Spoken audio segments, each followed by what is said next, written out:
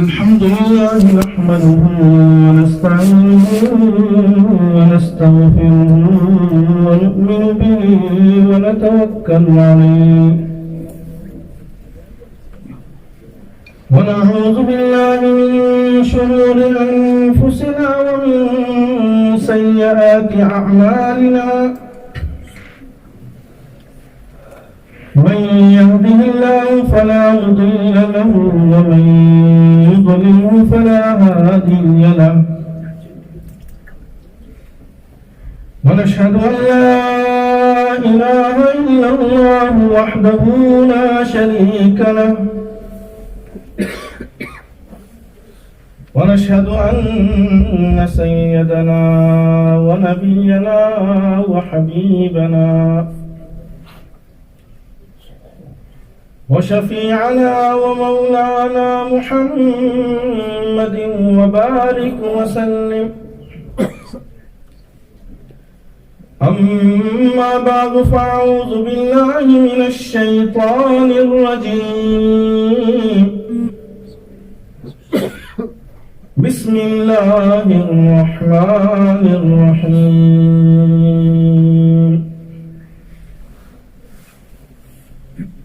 والله يدعو إلى دار السلام صدق الله المولانا العظيم وصدق رسولنا النبي الكريم ونحن على ذلك لمن الشاهدين والشاكرين والحمد لله رب العالمين.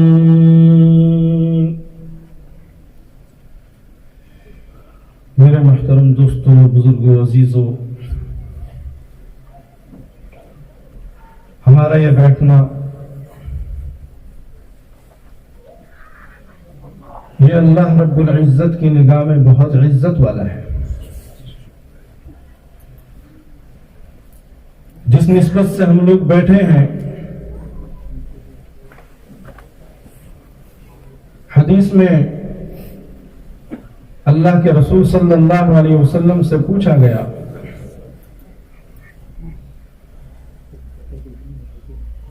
من خیر الناس یا رسول اللہ صلی اللہ علیہ وسلم.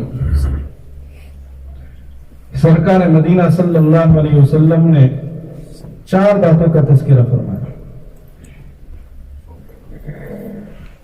اس میں یہ فرمایا کہ الامر بالمعروف، لوگوں کو بھلائی کی طرف بلانا، بھلائی کا حکم کرنا، یہ بہترین لوگوں میں سے ہے. والناہون عن المنکر، لوگوں کو برائی سے روکنا، یہ بہترین لوگوں میں سے ہے جو لوگوں کو برائی سے روکے. تیسرا سرکار نے فرمایا کہ تقوی والا، اپنی زندگی کو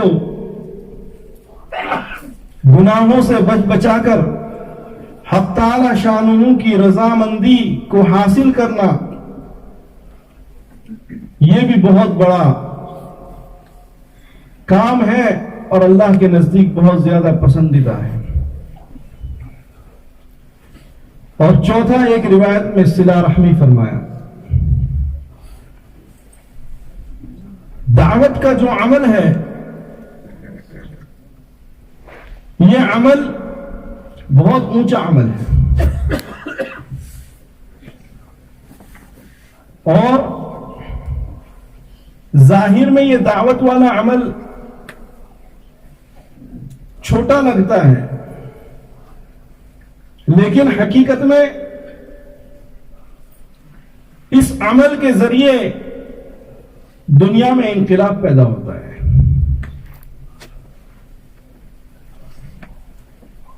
جناب رسول اللہ صلی اللہ علیہ وسلم کی زندگی کو دیکھیے. سرکار مدینہ صلی اللہ علیہ وسلم جب حق تعالی شانہ کی طرف سے اعلان ہوا کہ دعوت دو. تو آپ علیہ الصلوۃ والسلام کے وقت میں حالات بالکل جدا تھے. مخالف سمت میں لوگ جا رہے تھے اور آپ علیہ الصلوۃ والسلام ایک بات کی طرف لوگوں کو دعوت دے رہے تھے. دنیا کا مزاج بگڑا ہوا تھا، دنیا کی سمجھ بگڑی ہوئی تھی، ماحول بگڑا ہوا تھا، ذہن بگڑا ہوا تھا، عقل میں فطور آ چکا تھا. اور پھر عرب کے وہ جہالت میں انتہا کرنے والے لوگ، جن کی سخت دلی، جن کا ظلم، جن کی عیاری، جن کی دشمنی اور جن کا بغض، یہ دنیا میں بے مثال تھا. دنیا میں کوئی قوم ایسی نہیں ہوگی جن کے یہاں 100 سال تک لڑائی چلی ہو. عرب کے ایسے قبائل تھے جن میں جنگ چل رہی تھی تو 100 سال تک.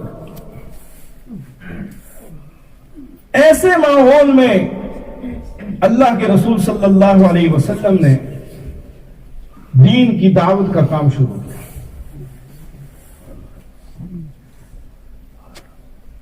اخلاق ذمیمہ، برے اخلاق اس قدر ہو چکے تھے کہ لوگ ان برے اخلاقوں پر فخر کیا کرتے تھے. جیسے ایک شریف النفس انسان اخلاق حسنہ پر فخر کرتا ہے، اسی طرح عرب کے وہ لوگ اخلاق رذیلہ پر فخر کیا کرتے تھے. تکبر ان کے اندر اس قدر تھا کہ زرارہ ابن سعد ایک جگہ پر بیٹھے ہوا تھا، قبائل عرب کا سردار. ایک عورت نے آ کر اس سے پوچھا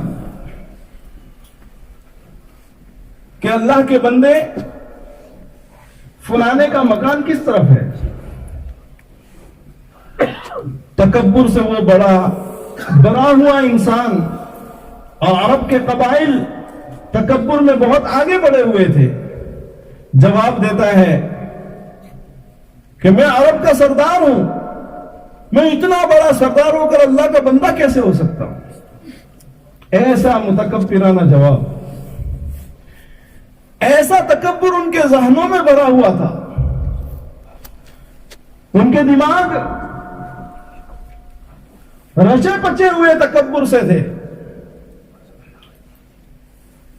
ان کو عجب پسندی، خود پسندی، خود ستائی، یہ اس حد تک آگے بڑھ چکے تھے کہ وہ بڑھتے بڑھتے تکبر، اور اپنے تکبر کے اندر بھی انہیں فخر ہوتا تھا.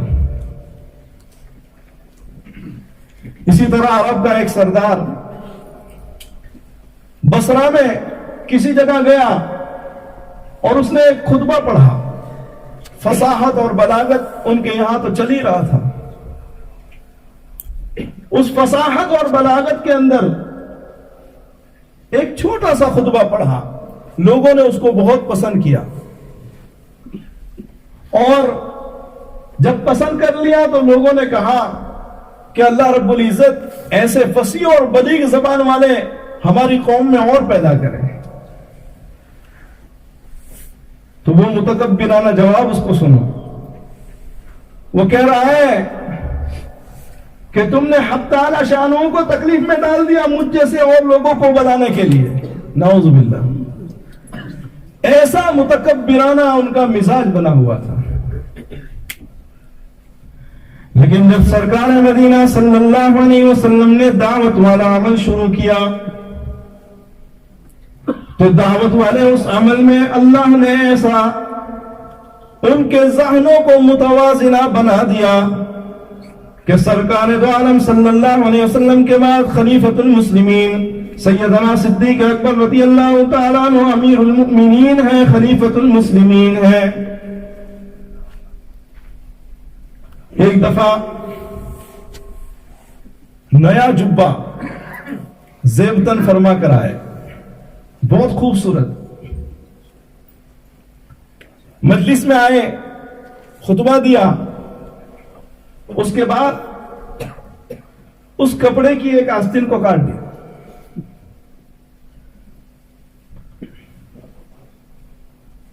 عرض کیا گیا، امیر المؤمنین کیا بات ہے؟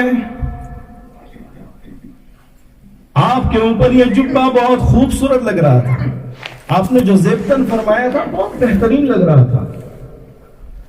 صدیق اکبر رضی اللہ تعالیٰ عنہ نے جواب میں دیا کہ جب میں نے بھی یہ جبہ پہنا تو مجھے بھی اچھا لگا، اور میں نے اپنے نفس کی اصلاح کے لیے ایک آستین کو کاٹ دیا کہ کہیں یہ خود ستائی، خود پسندی مجھے تکبر میں مبتلا نہ کر دے۔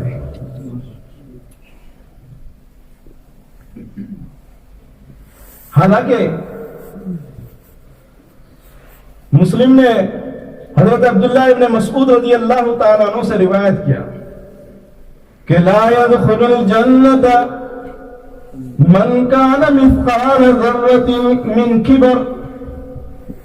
حضرت عبداللہ ابن مسعود رضی اللہ تعالیٰ عنہ روایت فرماتے ہیں کہ جناب رسول اللہ صلی اللہ علیہ وسلم نے فرمایا کہ لا يدخل الجنہ، جنت میں وہ شخص داخل نہیں ہوگا جس کے دل کے اندر ذرہ برابر تکبر ہوگا۔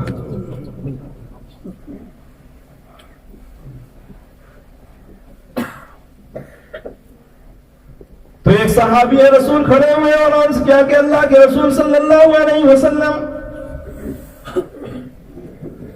ہم میں سے ہر شخص چاہتا ہے کہ اس کے کپڑے اچھے ہوں، وَنَعْلُهُ حَسَنًا، اور ہم میں سے ہر شخص چاہتا ہے اس کا جوتا بھی اچھا ہو۔ کیا اچھے کپڑے پہننا، اچھے جوتے پہننا یہ بھی تکبر سے ہے؟ سرکار نے جواب فرمایا ان اللہ جمیل یحب الجمال، حق تعالی شانہ جمیل ہے اور جمال کو پسند فرماتے ہیں۔ اچھے کپڑے پہننا اور اچھے جوتے پہننا، اگر اس میں دکھلاوا، ریا اور تکبر اور بڑائی کا ارادہ نہ ہو اور نیت نہ ہو تو یہ اچھا ہے۔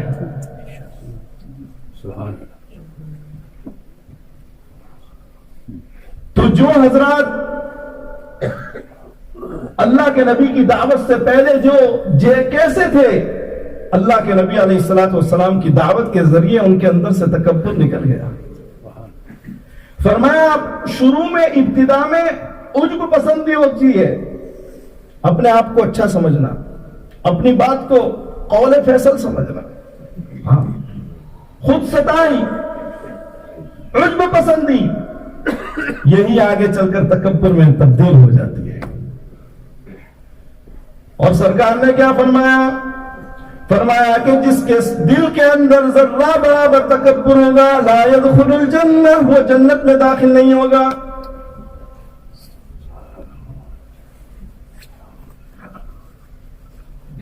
فاروق اعظم رضی اللہ تعالیٰ عنہ خلیفۃ المسلمین ہے، امیر المؤمنین ہے، قبائل عرب ان کو ملنے کے لیے آئے، اس لیے کہ امیر المؤمنین، اور پھر ساتھ میں اللہ تعالیٰ نے ایسا ان کو حافظہ، ایسی ذہانت، ایسی ذکاوت، ایسی دور اندیشی جو صدیوں تک اللہ نہیں دیتا کسی کو۔ قبائل عرب آئے اور جب وہ مجلس وفود آ گئے تو وفود کے جاتے وقت جب ان کا کام ختم ہو گیا تو امیر المؤمنین حضرت عمر ابن خطاب رضی اللہ تعالیٰ عنہ نے مشکیزہ اٹھائے، پانی کے مشکیزے اپنے کندھے پہ ڈالے اور اٹھا کر جا رہے ہیں۔ صحابہ پیچھے تھے، ان کے ساتھ لوگ پیچھے تھے، انہوں نے کہا امیر المؤمنین یہ کیا کر رہے ہیں؟ فرمایا قبائل عرب کے سردار بڑے بڑے وفود میرے پاس آئے، کہیں ایسا نہ ہو کہ میرے دل کے اندر اپنی بڑائی پیدا ہو جائے، عجب پسندی پیدا ہو جائے، اس لیے میں اپنے علاج کر رہا ہوں، اپنے نفس کا علاج کر رہا ہوں۔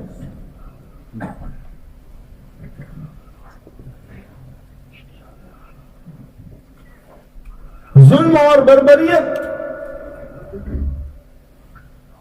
اور بے رحمی کی انتہا تھی، شرک میں وہ مبتلا تھے۔ دعوت سے پہلے خود اللہ کے رسول صلی اللہ علیہ وسلم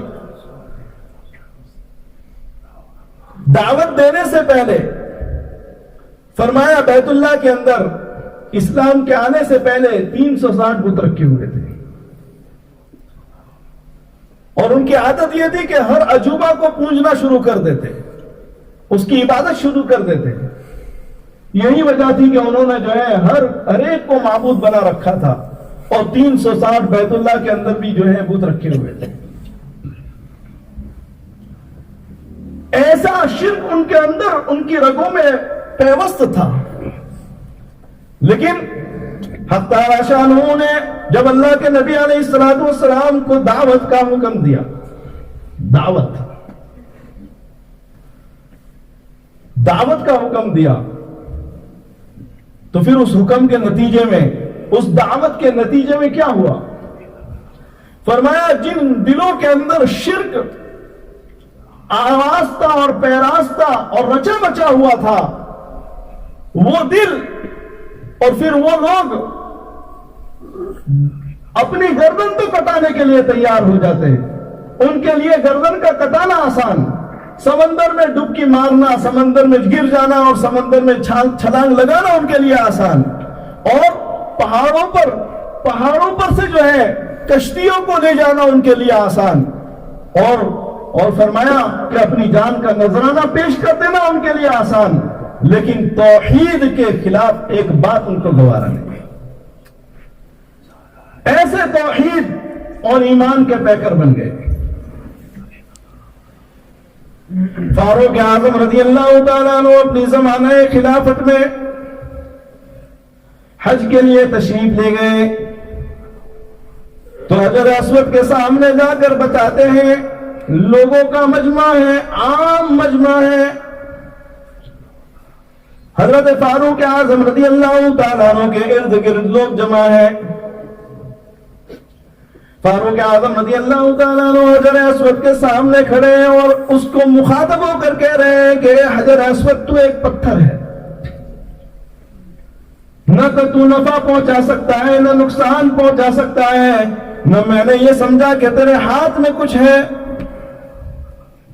میں تو صرف اس لیے تجھے بوسہ دے رہا ہوں کہ میں نے اپنے پیارے حبیب صلی اللہ علیہ وسلم کو بوسہ دیتے ہوئے دیکھا ہے، تاکہ پورے مجمع کو پتہ لگ جائے کہ پتھر صرف پتھر ہے، ہاں حجر اسود کی فضیلت ہے، یہ جنت سے اتارا گیا، لیکن مجمع عام کے دلوں سے شرک کو نکالنا تھا، اس لیے اور شرک کا شائبہ بھی پیدا نہیں ہو جائے، اس لیے حضرت عمر بن خطاب رضی اللہ تعالیٰ عنہ نے وہ عمل کیا۔ فاروق اعظم رضی اللہ تعالیٰ عنہ کی دراندیشی کو تو دیکھو،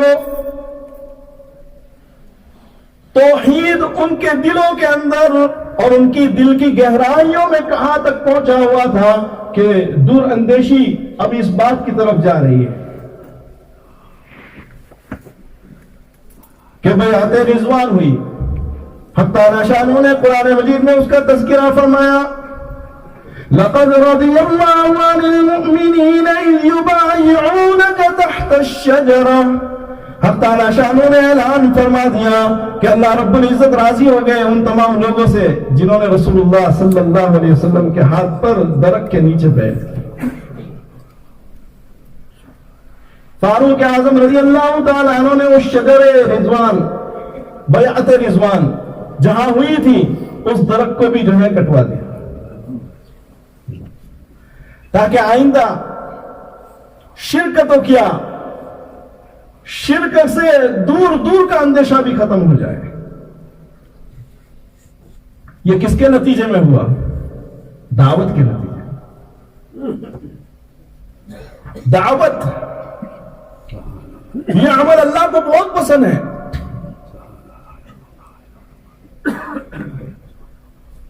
جہالت کیسی جہالت تھی، ظلم کیسا ظلم تھا، قساوت قلب، فرمایا اتنا زیادہ ظلم تھا کہ آپس میں ایک دوسرے کو مارنا، ایک دوسرے کے مال کو لینا ان کے لیے کوئی بری بات نہیں تھی، کوئی بات بڑی نہیں تھی ان کے سامنے. بے رحمی اتنی زیادہ تھی کہ بے رحمی بڑھتے بڑھتے بڑھتے یہاں تک کہ وہ اپنی اولادوں کو بھی زندہ درگور کر دیتے تھے، لیکن ان کی دل کی دنیا پر کوئی ہلچل نہیں ہوتی. ایسی بے رحم قوم تھی. قرآن مجید نے ذکر فرمایا وَإِذَا الْمَوْءُودَةُ سُئِلَتْ بِأَيِّ ذَنبٍ قُتِلَتْ. حق تعالی شانہ کل قیامت کے دن ان بچیوں کو پوچھیں گے، انہیں پوچھا جائے گا کس جرم میں تمہیں جو ہے انہوں نے زندہ درگور کر دیا. سرکار مدینہ صلی اللہ علیہ وسلم مسجد نبوی میں بیٹھے ہوئے ہیں. ایک شخص پریشان حال، چہرے سے آسودہ، پرمزدہ اور بالکل یوں سمجھ لو کہ پریشانیوں کا ایک مجسمہ آیا. عرض کیا اللہ کے رسول صلی اللہ علیہ وسلم میں بہت پریشان ہوں، تکلیفوں میں مبتلا ہوں، راتوں میں نیند نہیں آتی اور دن کے اجالوں میں میرا دماغ جو ہے اسی باتوں کو سوچ اور بچار میں اور غم زدہ رہتا ہوں. سرکار نے فرمایا کیا بات ہے؟ عرض کیا کہ اللہ کے رسول صلی اللہ علیہ وسلم بہت برا حال ہے. سرکار نے فرمایا بتا دو کیا بات ہے؟ کہا اللہ کے رسول صلی اللہ علیہ وسلم میں ایمان لے آیا ہوں، لیکن ایمان لانے سے پہلے میں نے اپنے ان ہاتھوں سے اپنی ہی بچی کو جو ہے زندہ درگور کر دیا. سرکار مدینہ صلی اللہ علیہ وسلم نے فرمایا کہ یہ تو عرب کا جو ہے دستور تھا، تو کوئی بات نہیں، اللہ رب العزت نے تمہارے ایمان کو قبول کر لیا. عرض کرنے لگا اللہ کے رسول صلی اللہ علیہ وسلم معاملہ اتنا نہیں ہے. عرب کے جو لوگ اپنی بیٹیوں کو زندہ درگور کرتے تھے وہ تو فوراً پیدا ہوئی اور کر دیتے تھے، لیکن میرا معاملہ تھوڑا الگ ہے. کہا اللہ کے رسول صلی اللہ علیہ وسلم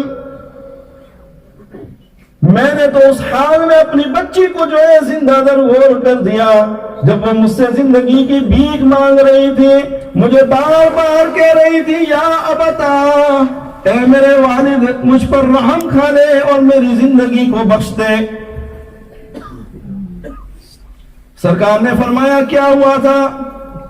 اس نے عرض کیا کہ میں تجارت کی وجہ سے جا رہا تھا، سفر میں جا رہا تھا، میری عورت امید سے تھی، میں نے اپنی گھر والی کو کہہ رکھا تھا کہ اگر لڑکا پیدا ہو تو اس کی تربیت کریں گے اور اگر بچی پیدا ہوگی تو اسے زندہ درگور کر دینا، میں اس کے منہ کو دیکھنا نہیں چاہتا. حق تعالی شانہ سورہ نحل میں اس کا تذکرہ فرماتے ہیں وَإِذَا بُشِّرَ أَحَدُهُم بِالْأُنثَىٰ ظَلَّ وَجْهُهُ مُسْوَدًّا وَهُوَ كَظِيمٌ يَتَوَارَىٰ. حق تعالی شانہ نے ان دو آیتوں میں جو ہے اس کا تذکرہ فرمایا.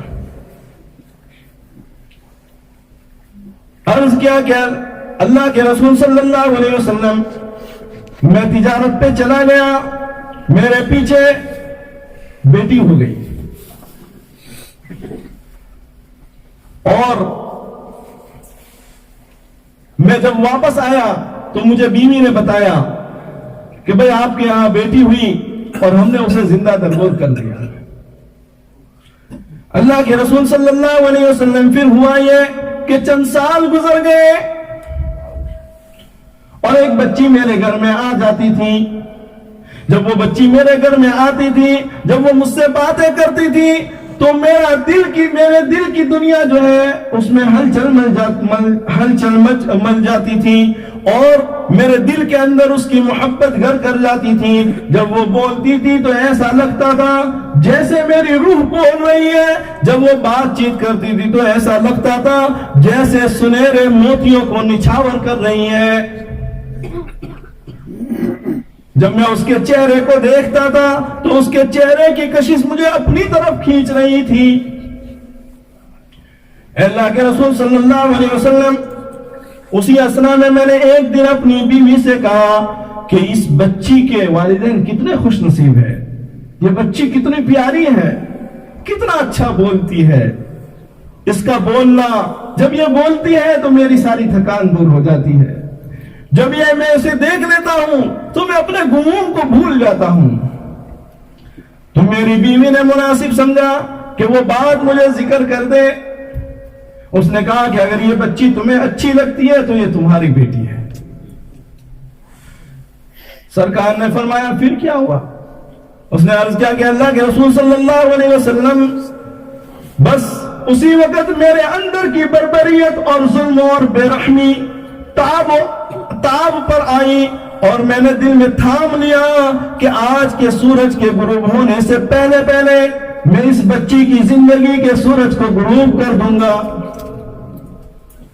میں نے اپنے ساتھ کھودنے کی چیزوں کو لے لیا اور بیوی سے نظر بچا کر اس بچی کی انگلی کو پکڑ کر اسے اپنے ساتھ جنگل و بیابان میں لے گیا.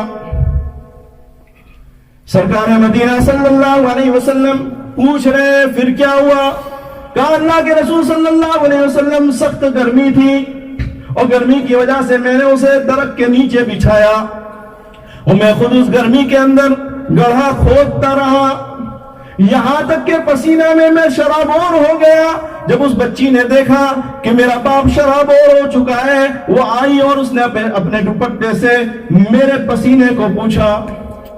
اللہ کے رسول صلی اللہ علیہ وسلم، لیکن میرے دل کی دنیا میں رحمت نام کی کوئی چیز نہیں تھی. تھوڑی دیر کے بعد وہ مجھے پوچھتی ہے کہ ابا جان کیا کر رہے ہو؟ میرے اندر اس وقت وحشت عروج پر تھی. میں نے اس بیٹی کو کہا کہ میں تجھے دفن کرنے کے لیے یہ گڑھا کھود رہا ہوں. یہ سننا تھا کہ وہ بیٹی جو ہے وہ ایک اعتبار سے ایک زندگی کی ایک عمر گزار چکی تھی اور وہ یہ سمجھ رہی تھی کہ یہ میرا باپ یہ کیا کر رہا ہے. اور اللہ کے رسول صلی اللہ علیہ وسلم وہ مجھ سے زندگی کی بھیک مانگتی رہی اور مجھ سے عرض کرنے لگی کہ ابا جان میں زندگی کے سفر میں آپ سے کو کبھی بھی پریشان نہیں کروں گی، میں زندگی کے سفر میں کبھی بھی آپ کو تنگ نہیں کروں گی، میں کوئی چیز آپ سے مانگوں گی نہیں، میں بھیک مانگ کر اپنی زندگی کو بسر کر لوں گی، لیکن مجھے میری زندگی کو بخش دیجئے. سرکار نے فرمایا پھر تو نے اس کی بات کو مان لیا. آپ علیہ الصلوۃ والسلام کی آنکھوں سے آنسو بہ رہے ہیں. سرکار مدینہ صلی اللہ علیہ وسلم پوچھ رہے ہیں کہ تو نے اس کی بات کو مان لیا؟ اس نے کہا اللہ کے رسول صلی اللہ علیہ وسلم میں نے اس کی بات کو نہیں مانا. بے رحمی کی تمام حدود میرا دل پار کر چکا تھا اور بربریت میرے دل میں عروج پر تھی اور میں اس بات کو برداشت نہیں کر پاتا تھا. اللہ کے رسول صلی اللہ علیہ وسلم جب گڑھا کھود دیا میں نے تو میں نے اس بچی کو بالوں سے پکڑ کر گڑھے میں ڈال دیا. وہ بچی آواز لگا کر زور سے ایک دفعہ یہ کہا یا ابتا، اے میرے ابا جان میری زندگی کو بخش دیجئے. سرکار مدینہ صلی اللہ علیہ وسلم نے فرمایا تو نے اس وقت بھی مان لیتا؟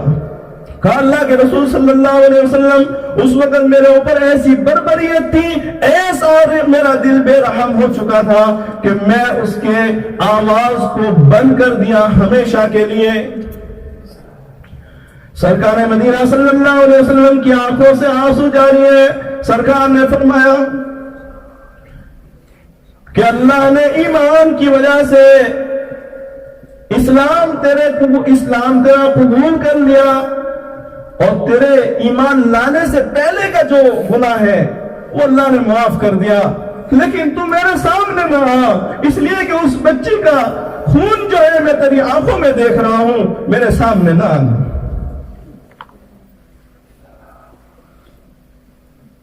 ایسی بے رحم قوم دعوت کے ذریعے کیسے شفیق بن گئے کہ جب حضرت حمزہ رضی اللہ تعالیٰ عنہ غزوہ احد میں شہید ہوئے تو ان کی ایک بچی تھی، ایک بیٹی تھی معصوم سی. جب وہ شہید ہو گئے تو اب سوال آیا کہ اس بچی کی پرورش کون کرے گا. ایک طرف حضرت علی رضی اللہ تعالیٰ عنہ کھڑے ہو گئے کہ اللہ کے رسول صلی اللہ علیہ وسلم اس بچی کی پرورش میں کروں گا. دوسری طرف حضرت جعفر کھڑے ہوئے کہ اللہ کے رسول صلی اللہ علیہ وسلم اس بچی کی پرورش تو میں کروں گا. تیسری طرف حضرت زید کھڑے ہوئے کہ اللہ کے رسول صلی اللہ علیہ وسلم اس بچی کی پرورش میں کروں گا. جب یہ نزاع ہوا آپس میں تو اللہ کے رسول صلی اللہ علیہ وسلم کے پاس پہنچے. سرکار نے پوچھا حضرت علی کو، علی کیا وجہ ہے، کس وجہ سے تم اس بچی کی پرورش کرنا چاہتے ہو؟ حضرت علی رضی اللہ تعالیٰ عنہ نے جواب میں عرض کیا، اللہ کے رسول صلی اللہ علیہ وسلم، حضرت حمزہ تو میرے چچا زاد بھائی تھے، میرے چچا تھے، ہاں، اور ان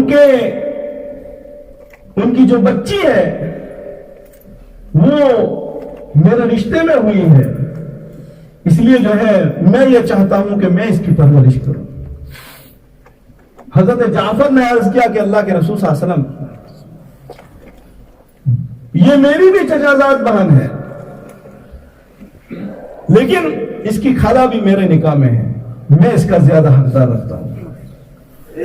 حضرت زید نے عرض کیا کہ اللہ کے رسول صلی اللہ علیہ وسلم، یہ تو میری بھتیجی ہے، اسے آپ دے دیجئے مجھے. سرکار نے فرمایا کہ حضرت جعفر اس کی جو ہے پرورش کریں گے.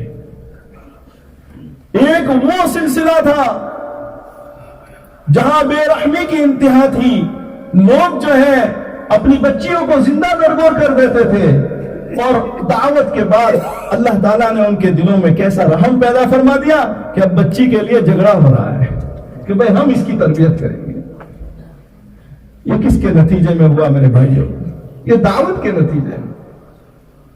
دعوت یہ اتنا اونچا عمل ہے، اتنا اونچا عمل ہے، ذرا سوچو، حق تعالی شانہ کی رضامندی کا عرش پر جو ہے یہ ذریعہ اور سبب ہے، تو زمین میں جناب رسول اللہ صلی اللہ علیہ وسلم کو قبر اطہر میں سکون دینے کا ذریعہ ہے. اور اس دعوت کے ذریعے لوگوں کو جہنم سے نکال کر جنت کی طرف لے جانا ہے. دنیا میں جو ہے ہم لوگوں کے فائدے کو دیکھتے ہیں، اگر 5 پینی 10 پینی کسی جگہ آفر لگی ہو تو ہماری جگہ بتاتے ہیں، اپنے رشتہ داروں کو ٹیکس کر دیتے ہیں، بھئی یہ چیز آفر میں لگی ہے، جاؤ جلدی سے جاؤ. ہاں. تو میرے بھائیوں، اس دنیا اور دنیا کے اور آخرت کا سب سے بڑا فائدہ، ایک انسان گناہ والی زندگی کو چھوڑ کر رب والی زندگی پر آ جائے، اس سے بڑا فائدہ کوئی نہیں. دنیا کا ہر عمل اس انسان کے انتقال پر ختم ہو جاتا ہے، لیکن دعوت والا ایک عمل ایسا ہے کہ داعی کا عمل اور داعی کی دعوت کے ذریعے جو لوگ دعوت میں لگے ہیں اس کا عمل اس کے مرنے کے بعد بھی زندہ رہتا ہے. ایک تالی قرآن ہے، قرآن پڑھنے والا ہے، جب تک وہ پڑھتا رہے گا، جب تک زندہ ہے وہاں تک اس کا عمل ہے، جب وہ دنیا سے گیا اس کا عمل ختم ہو گیا. ایک بندہ بہت بڑا تہجد گزار ہے، جب تک وہ زندہ ہے اس کی تہجد اس کے ساتھ ہے. ایک بندہ بہت زیادہ تسبیح کرنے والا ہے، بہت بڑے عمل ہے، میں ان عملوں کا کبھی نعوذ باللہ نہیں یہ کر سکتے ہیں، بلکہ یہ سارے اعمال ہیں، لیکن ان تمام اعمالوں میں جو سب سے بڑا عمل جس کو تمام انبیاء علیہ الصلوۃ والسلام کا وظیفہ بنایا، اللہ نے بنایا، وہ دعوت والا ہے۔ لیکن آج میرے بھائیوں ہر بندہ جو ہے اپنے اپنے عمل پر جو ہے جمع ہوا ہے اور اس پر خوش ہے کہ میں جو ہے بہت اچھا کر رہا ہوں۔ کوئی قرآن مجید کی تلاوت کرتا ہے، روزانہ ایک ختم کرتا ہے، بہت اچھا عمل ہے، وہ اسی پر خوش ہے۔ ایک بندہ جو ہے ذاکر ہے، وہ روزانہ جو ہے ہزاروں کی تعداد میں ذکر اور ورد کرتا ہے، بہت بڑا عمل ہے، لیکن وہ اسی پر کہتا ہے یہ میرا عمل ہے۔ لیکن میرے بھائیوں جتنے ذاتی اعمال ہے یہ سارے ذاتی عمل جو ہے اس کی زندگی تک ہے، اس کے بعد وہ عمل ختم ہو جائیں گے۔ لیکن یہ دعوت والا عمل اللہ نے ہمیں ایسا پیارا دیا ہے، اور اللہ تعالیٰ جسے سمجھتے ہیں اسے وہی جو ہے دعوت میں والے کام میں بھی لگتا ہے۔ یہ انبیاء علیہ الصلوۃ والسلام والا کام ہے۔ دنیا میں ہمارے ذمے پوری مخلوق کو کھلانا پلانا ہماری ذمہ داری نہیں، لیکن اس مخلوق کی خیر خواہی، اسے جہنم کے راستے سے نکال کر جنت کی طرف لے جانا، گناہوں کی زندگی کو چھڑوا کر آخرت کی طرف اور جنت والے راستے پر لے جانا، یہ ہماری ذمہ داری ہے بحیثیت امتی ہونے کے۔ اس لیے اللہ تعالیٰ نے یہ دعوت والا عمل جب تک باقی رہے گا، فرمایا وہاں تک سارے اعمال جو ہے وجود میں رہیں گے۔ جب یہ دعوت والا عمل نہیں رہے گا تو سارے عمل جو ہے آہستہ آہستہ کمزور ہوتے ہوئے پھر ایک دن ختم ہو جائیں گے۔ ہمارے سامنے دنیا کا نقشہ ہے، ان نقشوں کو دیکھ لیجئے، جہاں سے ہدایہ لکھی گئی، حضرت صاحب ہدایہ نے ہدایہ لکھی، پتہ نہیں 18 سال اس ہدایہ پر لگائے، ہدایہ لکھنے 4 جلدوں میں، ہزاروں مسائل، فقہی مسائل اس میں لکھے، لیکن ایک وقت وہ بھی آیا جس مسجد میں بیٹھ کر ہدایہ لکھی تھی، اسی مسجد کے اندر جو ہے ویرانی بھی دیکھی۔ اس لیے میرے بھائیوں جناب رسول اللہ صلی اللہ علیہ وسلم کا یہ دعوت والا عمل جو ہے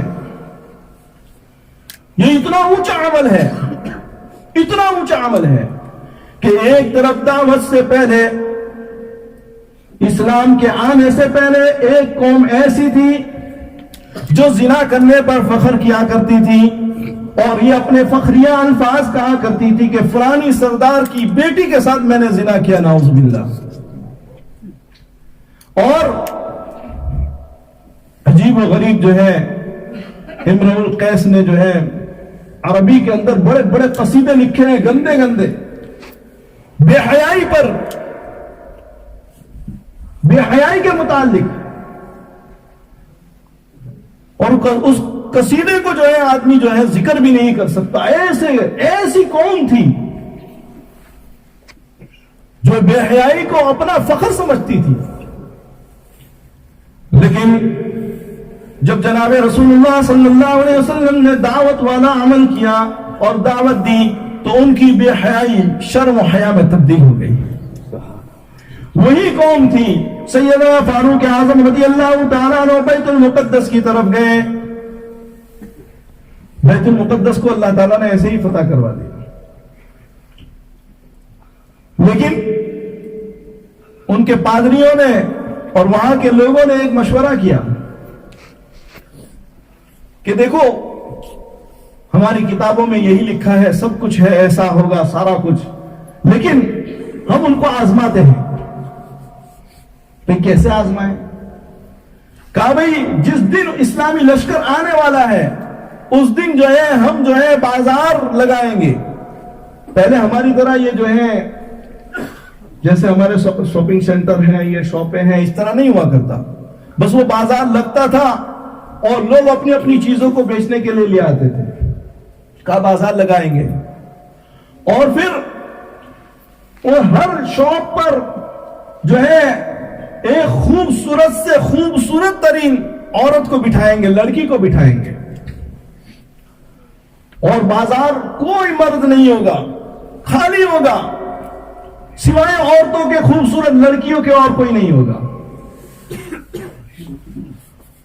اور اگر تم نے یہ دیکھا کہ اسلامی لشکر میں سے کوئی ایک بھی کسی سے آنکھ لگا رہا ہے, تو ہم اپنی پوری طاقت اور قوت اور زندگی کے آخری لمحے تک ان کا مقابلہ کریں گے, اور ہم ان کو ایسے ہی بیت المقدس نہیں دیں گے. لیکن اگر اسلامی لشکر میں سے کسی نے جو ہے نگاہ اٹھا کر نہیں دیکھا,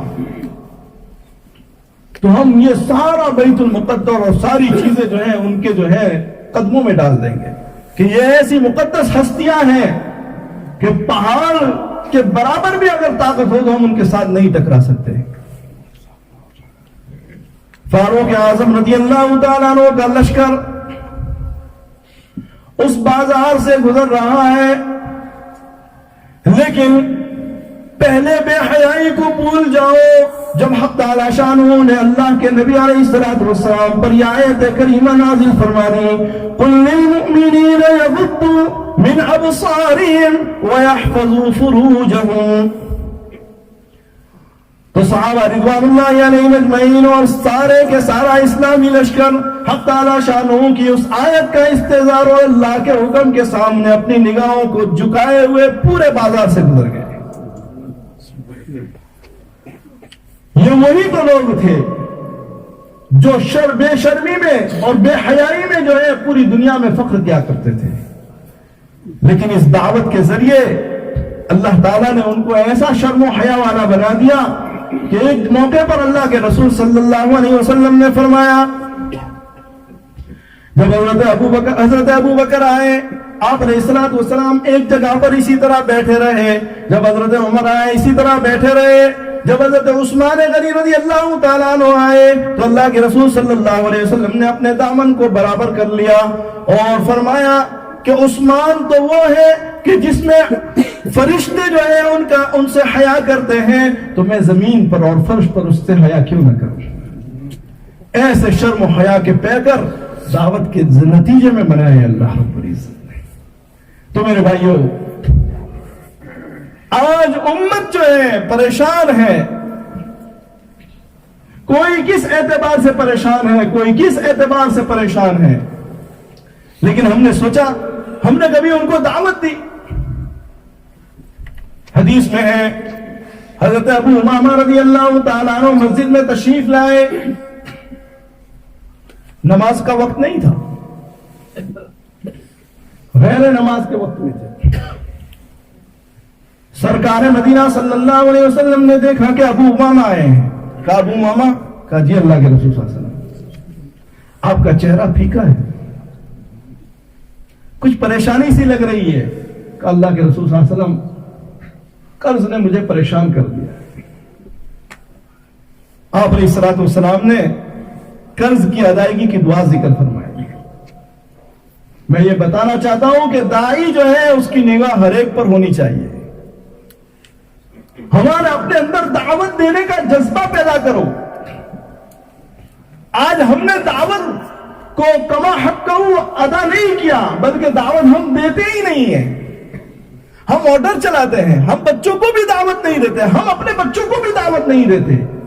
ہم اپنے بچوں کو بھی دعوت دو. دعوت ایک ایسا مبارک عمل ہے کہ اللہ تعالیٰ اس کے ذریعے زندگی کو بدلتا ہے. دعوت ایک ایسا مبارک عمل ہے جو اللہ کی رضامندی اور خوشنودی کو حاصل کرواتا ہے. دعوت ایک ایسا مبارک عمل ہے جس سے اللہ رب العزت جو ہے دنیا اور آخرت کو بناتا ہے. دعوت اتنا مبارک عمل ہے کہ اللہ تعالیٰ نے کم و بیش 1,24,000 انبیاء علیہ السلام کو عمل دیا. اور دعوت ہی ایک ایسا عمل ہے کہ پورے قرآن مجید میں اللہ رب العزت نے ذکر کیا اور اعلان کیا کہ اللہ بھی دعوت دیتا ہے. حق تعالی شانہ فرماتے ہیں واللہ یدعو الی دار السلام. حق تعالی شانہ بھی دعوت دے رہے ہیں. معلوم یہ ہوا کہ دعوت کا اتنا اونچا عمل، اور آج میرے بھائیوں ہم نے دعوت والے عمل کو چھوڑ دیا. ہم بیوی پر بھی حکم چلاتے ہیں، بیوی کو بھی دعوت دو. ہم بھائیوں پر حکم چلاتے ہیں، حکم نہ چلاؤ، آرڈر مت چلاؤ، اسے دعوت دو. اللہ تعالیٰ نے اپنے نبی علیہ الصلوۃ والسلام کو دعوت کے لیے بھی دعوت دے کر بھیجا کہ یہ دعوت والا عمل لے لو. فرمایا اس عمل کے ذریعے جو ہے دنیا میں جاؤ. دعوت جہاں کہیں بھی چلے گی، دعوت والا عمل، فرمایا اس عمل کے ذریعے اللہ رب العزت اگر وہ گھر میں چلے گی تو گھر کے حالات بدل دے گی، اگر وہ محلے میں چلے گی تو محلے کے حالات کو بدل دے گی، اگر وہ شہر میں چلے گی تو شہر کے حالات کو بدل دے گی، اگر وہ ملک میں چلے گی تو ملک کے حالات کو بدل دے گی، اور اگر وہ پوری دنیا میں چلے تو دنیا کے حالات اللہ بدل دے گا. لیکن میرے بھائیوں ہم داعی نہیں بنے، ہم اپنے اندر صفت دعوت نہیں پیدا کیا. ہمیں اپنے اندر صفت دعوت پیدا کرنی ہے. دعوت دو ہم. اسی لیے ہمارے حضرات، بڑے حضرت جی، ہاں حضرت جی مولانا یوسف صاحب نور اللہ مرکزہ، اور جو ان کے جو مکاتب چھپے ہوئے ہیں، ان کے جو بیانات چھپے ہوئے ہیں، ان کے جو ملفوظات چھپے ہوئے ہیں، اس میں وہ لکھتے ہیں کہ بھئی کم سے کم روزانہ 25 آدمیوں کو دعوت دو. تو یہ ہمارے بڑے جو بھی کوئی بات کہتے ہیں، یہ تمام چیزوں کا خلاصہ کہہ کر ایک بات ذکر کرتے ہیں، لیکن ہم اس کو ہلکی لیتے ہیں. ہم اس کو کہتے ہیں بس دینا ہے 25 آدمیوں کو دعوت. ہاں فرمایا میرے بھائیوں یہ تو عملی مشق کرائی جاتی ہے کہ بھئی 25 سے شروع کرو. حضرت حاجی عبد الوہاب صاحب نور اللہ مرکزہ، اللہ تعالیٰ ان کی مغفرت فرمائے، فرمایا سائیکل پر جاتے تھے اور جو ہے 25 آدمیوں کو روزانہ دعوت دیتے تھے اور پھر وہ بڑھاتے چلے جاتے تھے. لیکن آج سچ پوچھو تو ہم میں سے کون جو ہے دعوت دینے کا صحیح عمل کر رہا ہے؟ آج ہمارے اندر سے دعوت والا وہ عمل دل و جان سے جو کرنا چاہیے وہ نہیں رہا. ہمیں چاہیے کہ ہم دعوت والے عمل پر دوبارہ آئے اور اللہ سے مانگے اتنا اونچا عمل، نبیوں والا کام، اور آج ہمیں اللہ نے محروم کر دیا. ہمیں اللہ تعالیٰ نے یہ تھوڑی سی جو شکل دیا اس سے فائدہ اٹھا لو. جہاں دعوت ہوگی وہاں چہل پہل ہوگی، جہاں دعوت ہوگی وہاں جو ہے آپ اسلام اور مسلمانوں کے طور و طریق کو دیکھو گے. جہاں دعوت ہوگی وہاں آپ جو ہے اسلام کی چہل پہل دیکھو گے، اور جہاں دعوت نہیں ہوگی مراکز کتنے ہی بڑے ہوں گے لیکن وہ ویران ہوں گے. اس لیے میرے بھائیوں اور میرے بھائیوں دیکھو، ہم اللہ کے راستے میں بھی نکلتے ہیں، لیکن حدیث میں ایک موقع پر اللہ کے رسول صلی اللہ علیہ وسلم فرماتے ہیں کہ حضرت فاطمہ الزہرا رضی اللہ تعالی عنہا کو بھی اللہ کے رسول صلی اللہ علیہ وسلم اٹھاتے تھے، سونے نہیں دیتے تھے. فرمایا کس وقت؟ صبح صادق سے لے کر سورج کے نکلنے تک سونے نہیں دیتے تھے. حضور نے فرمایا کہ یہ رزق کے تقسیم ہونے کا ٹائم ہے، رزق کے تقسیم ہونے کا وقت ہے. برکت کو اور رزق کے اندر صرف مال نہیں آیا، رزق کے اندر تمام جہان کی نعمت آ گئی. وہ کب تقسیم ہوتا ہے؟ صبح صادق سے لے کر سورج کے نکلنے سے پہلے، سورج کے نکلنے تک. لیکن اس وقت دیکھ لو، اکثر ہم جماعت میں جاتے ہیں یا جماعت آتی ہے تو دیکھا ہوا ہوگا ان اوقات میں لوگ غافل ہوتے ہیں. کوئی سو جاتا ہے، کوئی کیا کرتا ہے. اللہ کے نبی علیہ الصلوۃ والسلام اپنی بیٹی حضرت فاطمہ کو بیدار کر رہے ہیں کہ بیٹی بیدار رہو، اس میں ذکر و اذکار کرتے رہو، یہ رزق کے تقسیم ہونے کا وقت ہے. تو میرے بھائیوں اگر دعوت کا ہم اصل میں ذائقہ اور مزہ چکھنا چاہتے ہیں تو پھر اپنے آپ کو پابند بناؤ کہ بھئی اللہ کے رسول صلی اللہ علیہ وسلم نے ایک حدیث میں فرمایا کہ بھئی مرغ جو ہے، مرغ جب یہ آواز کرے اس کو اگر دعا کرو، اس لیے کہ جب وہ فرشتوں کو دیکھتا ہے تو وہ بانگ دیتا ہے، آواز دیتا ہے، اذان دیتا ہے. اور پھر اس کی تفسیر میں محدثین نے لکھا کہ مرغ 2 ٹائم اذان دیتا ہے. کہتے ہیں کہ جب رات کے 3 حصے کر لو، 2/3 رات گزر جاتی ہے تو آخری تہائی، یعنی جو جس وقت اللہ کے رسول صلی اللہ علیہ وسلم عام متن اٹھا کرتے تھے، فرمایا اس وقت جو ہے وہ اذان دیتا ہے. اور پھر دوسرا جب صبح صادق یعنی جب فجر کا ٹائم داخل ہوتا ہے اس وقت اذان دیتا ہے. معلوم یہ ہوا کہ بعض صحابہ اپنے ساتھ سفر میں مرغا رکھتے تھے. کہا اس لیے کہ بھئی جو ہے یہ ٹائم کا ہمیں بتا دے گا، اور پھر اس ٹائم کو ہم اللہ اور اس کے اللہ رب العزت کے ذکر و اذکار میں اور اللہ کی یاد میں لگائیں گے. میرے بھائیوں، آج ہمارے پاس سب کچھ ہے لیکن اس کے باوجود بھی ہم خالی ہیں. اس لیے بعض دفعہ جو ہے آدمی کی تھوڑی سی غفلت اور تھوڑی سی سستی بہت بڑے انعام سے اسے محروم کر دیتی ہے. اس لیے ارادہ کرو کہ انشاءاللہ تہجد سے لے کر جو ہے سورج کے نکلنے تک جو ہے غفلت میں نہیں گزارنا ہے، اللہ کی یاد میں گزارنا ہے. اور اس نیت سے کہ اللہ کے نبی علیہ السلام حضرت فاطمہ کو بیدار رکھتے تھے. اللہ کا رزق تقسیم ہوتا ہے، رزق میں تمام نعمتیں آ گئی، ہاں اس میں دعوت بھی بہت بڑی نعمت ہے. ہاں اللہ سے مانگنا بھی ہے، تو اللہ تعالیٰ جو ہے ہمیں اس کی توفیق عطا فرمائے. تو بھائی دعوت کے ذریعے دیکھو کیسی کیسی تبدیلی آئی. تو اس لیے انشاءاللہ جو ہے دعا بھی کرنا ہے اور ساتھ میں ارادہ بھی کرنا ہے کہ بھئی آج سے مجھے انشاءاللہ جو ہے دعوت والے عمل کو کرنا ہے. کوئی کرے یا نہ کرے یہ میری ذمہ داری ہے، میری ذمہ داری ہے. ہاں کوئی کرے یا نہ کرے، اگر کوئی کرتا ہے تو یہ اس کا شکر ہے، اس کا احسان ہے کہ میرا ساتھ دے رہا ہے، لیکن جو ہے مجھے اپنی ذات سے کرنا ہے. تو میں ارادہ کرتے ہیں نا سارے ساتھی انشاءاللہ. اور پھر اس کے لیے جو ترتیب ہمارے بڑوں نے جو ذکر کی ہے، میں اس ترتیب کے مطابق اگر ہم لاتے ہیں تو ہمارے اندر جو ہے ایک نور پیدا ہو جاتا ہے اور اس کے اندر جو ہے ایک جلا پیدا ہو جاتی ہے. کہتے ہیں کہ ایک دن اگر تعلیم میں آدمی ناغہ کرے تو دوسرے دن فجر کی نماز میں اٹھنا بھی مشکل ہو جاتا ہے. تو تعلیم کا نور بہت بڑی نعمت ہے.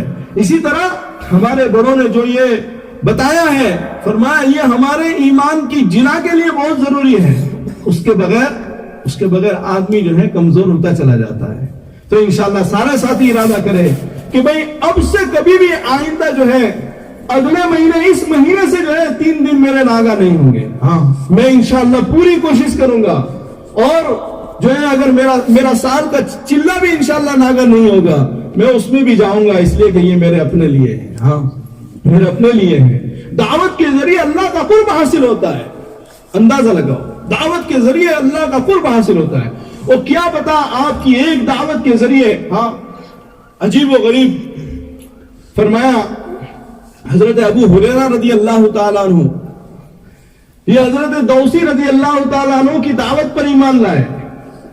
حضرت دوسی کو سارے بھول گئے، علماء کے علاوہ ان کے نام کو زیادہ لوگ نہیں جانتے، تو فعل دوسی، لیکن حضرت ابو ہریرہ کو ہر بندہ جانتا ہے. تو حضرت ابو ہریرہ کے ایمان لانے کا سبب کون بنے تھے؟ تو فعل دوسی رضی اللہ تعالیٰ عنہ. ہاں تو دیکھو حضرت ابو ہریرہ صحابہ میں سب سے زیادہ حدیثوں کا ذکر کرنے والے اللہ کے رسول صلی اللہ علیہ وسلم کی. تو انہوں نے کتنا جو ہے سارا کچھ جمع کیا. ہاں وہ سب کا ثواب کس کے نام عمل میں جا رہا ہے؟ حضرت طفیل دوسی رضی اللہ. تو بھئی بن جاؤ طفیل دوسی رضی اللہ تعالیٰ عنہ جیسے. کوئی پتہ نہیں کہ ہماری دعوت سے، ہماری بات سے کون سے بندے کو اللہ تعالیٰ دین کی دعوت میں لگا لے. اور پھر اپنے عمل کے بارے میں تو انسان کبھی بھی یقین کے ساتھ نہیں کہہ سکتا، لیکن دوسروں کا جو ہے عمل جو ہے انشاءاللہ اللہ رب العزت ان کے عمل کو قبول فرما کر میری بخشش فرما دے گا. تو ارادہ کرتے ہیں انشاءاللہ سارے.